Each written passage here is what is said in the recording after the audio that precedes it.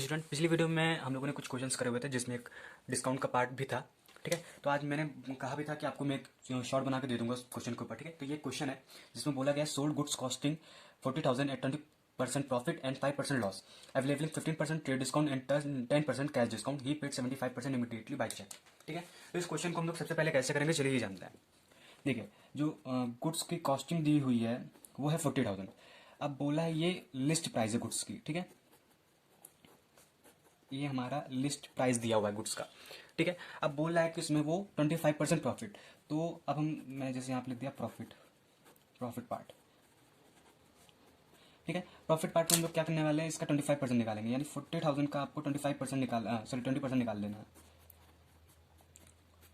ठीक है, जो कि हमारा आ जाएगा 8,000। ठीक है, अब क्या करना है, इस 8,000 के अमाउंट को इस लिस्ट प्राइस में ऐड कर लेना है। तो जो अमाउंट आ जाएगा,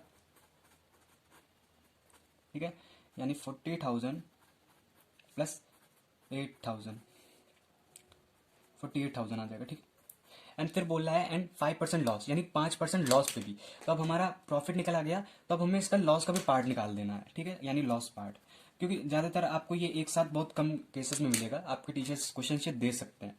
ठीक है, तो अब हमें इसका क्या करना है, हमें इसका 5% निकाल लेना है। तो आपका 5% आ जाएगा 24। ठीक है, अब जो हमारे 5% निकल के आ गया है, अब इसको अमाउंट को माइनस कर लेना है इस अमाउंट से। 48,000 से 24 को माइनस कर देना, तो यहाँ पाएगा 0।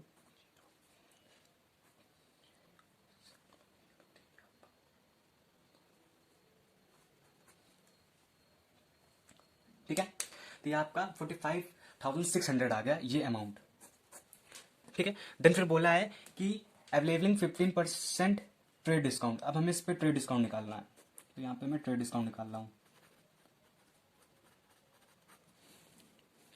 ठीक है, यानी इस पे अब इस वैल्यू पे हम लोग ट्रेड डिस्काउंट निकालेंगे, जो कि 15% दिया हुआ है, जो कि आपका आ जाएगा।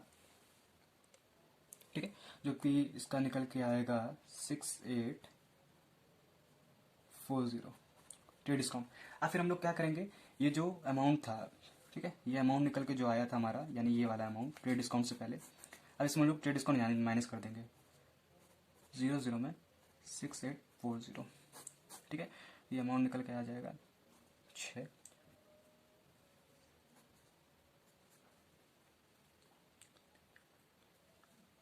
ठीक है, ये आपका अमाउंट निकल के आ गया। ठीक है, अब बोल रहा है कि इसमें इसने 75% इमीडिएटली पेड कर दिया है। तो इसका यानी 38,760 का दो दो पार्ट में इसको डिवाइड कर लेंगे, ये 3 है। ठीक है, जितना 75% यहाँ पे हम लोग लिख दे रहे, 75% जितना पेड करा है, बाकी का 25% ये यहाँ पे रहेगा।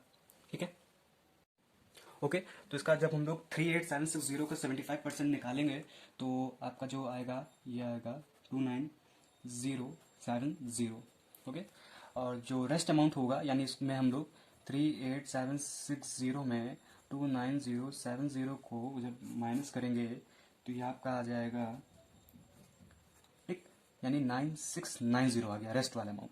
ठीक है, इतना परसेंट हम लोगों ने इमीडिएटली पेड कर दिया हुआ था, यानी उसने पेड करा हुआ है। अब बोला जो उसने पेड करा हुआ था इसमें 10% डिस्काउंट भी लगाना है, कैश डिस्काउंट। तो इसका जो 10% हो जाएगा वो आएगा आपका 2907। जो डिस्काउंट निकल के आया, ये डिस्काउंट लिख दे रहा हूँ मैं, वो आया 2907।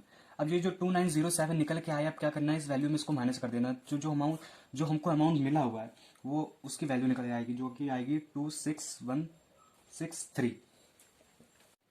ओके, तो यहाँ तक का आपने ये पूरा एक कैसे जैसे रफली मेथड आपने निकाल लिया। अब मैं क्या कर रहा हूँ, अब मैं आपको इसमें इसकी जर्नलिटी करके दिखाऊंगा कि इसकी कैसे करनी है। ओके, तो सबसे पहले यहाँ पे हम लोगों ने देखा हुआ था कि ही पेड इमीडिएटली बाई चेक, तो चेक से उसने इमीडिएटली पेड करा है, तो यानी पास हमारे पास चेक आ रहा है, तो बैंक अकाउंट को हम लोगों ने डेबिट कर लिया।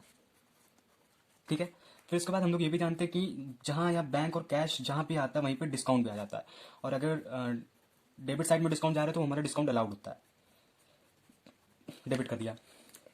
यहाँ पे 75% था, बाकी का रेस्ट का जो 25% था, तो वो मान लीजिए डेटर्स से भी हमें लेना है, लेकिन इसमें डेटर्स का कहीं नाम नहीं है, तो यहाँ पे हम डेटर्स लिख दे रहे हैं, डेटर्स डेबिट टू सेल्स।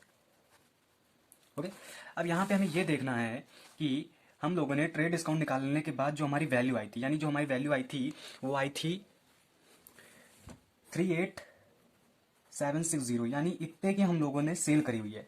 तो सेल की जो सेल का है तो उसमें हम लोग जो वैल्यू लिखेंगे वो लिखेंगे 38,760। ठीक है, हम लोगों ने ये 38,760 लिख दिया है। ठीक है, इसके बाद हम लोगों ने बैंक का अमाउंट पता करा कि हमें बैंक से कितना मिला, तो हमें बैंक से मिला था 26163।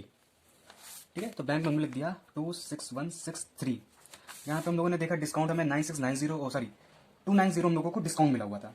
ओके, तो 290 डिस्काउंट है और 9690 हमारा डेटर से लेना है।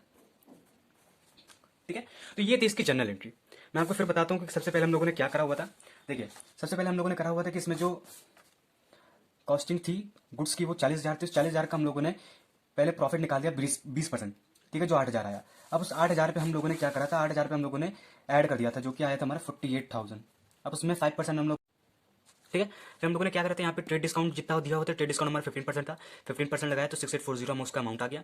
उसके बाद जो अमाउंट जो 456 जो 00 था उस पर हम लोगों ने 6840 माइनस करा तो 38760 आ गया। हमने इसका फिर डिवाइड करा 75 और 25% में। 75% कैश डिस्काउंट बोल रहा था कि इसमें मिला है, तो हमने उसका डिस्काउंट निकाला 2907 है। ठीक है, तो यहीं पे ये बात करी गई और बाकी फिर हम इसकी नरेशन लिख देंगे। ओके, इस हिस्ट्री में इतना ही था। अगर आपको ना समझ में आए बट फिर से देखिएगा, आपको समझ में आ जाएगा। जनरली जो इधर आपको मैंने क्वेश्चन दिया था कि sold goods costing 20% profit and 5% loss, आपकी बुक्स में क्या होगा, ये मुश्किल से एक ही दो उसके क्वेश्चन होंगे। उसमें भी क्या होगा कि आपको जितना परसेंट प्रॉफिट दे रहा होगा 23% लॉस दे रहा होगा। ज्यादातर क्वेश्चन में क्या होगा, आपको सिर्फ प्रॉफिट दिया होगा अलग से या फिर अलग से लॉस दिया होगा, मतलब दोनों चीज बहुत रेयरली आपको मिलेगी। ओके।